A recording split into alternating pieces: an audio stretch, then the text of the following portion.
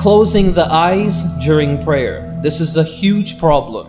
And this is something that the Prophet ﷺ also mentioned, that this was something that he prohibited for himself and also for the companions as well. And even Ibn al-Qayyim rahimahullah also mentions that anybody who wishes to follow the guidance of the Messenger ﷺ, they should abstain from closing their eyes during the prayer. Imam Ahmad rahimahullah mentions that this is actually from the actions of the Yahudi and how they would pray. Next error, a person moving too much in prayer. This is the next problem, moving too much in prayer. Some ulama have said for a person who moves carelessly too much in prayer can actually break their salah, can actually nullify their prayer.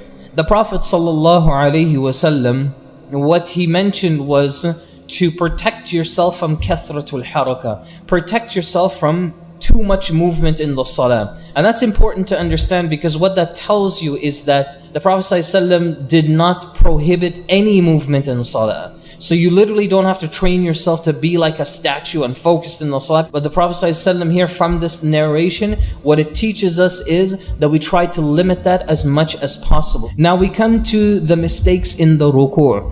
When it comes to the mistakes in the ruku', now this is important, listen to this.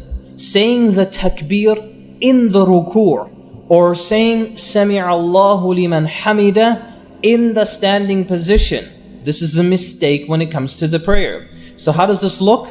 Is that a person will, when they're finished the surah, and then they bow down in the ruku' and they say Allahu Akbar.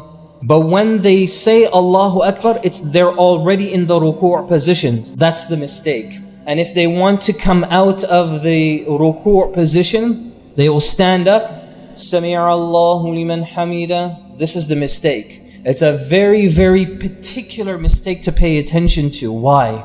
Because the Prophet ﷺ tells us, this is the authentic hadith that proves this.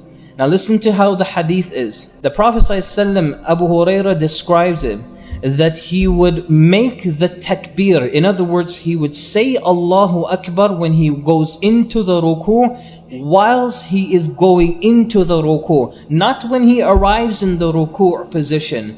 And then he would say Sami'a Allahu liman hamida hina yarfa'.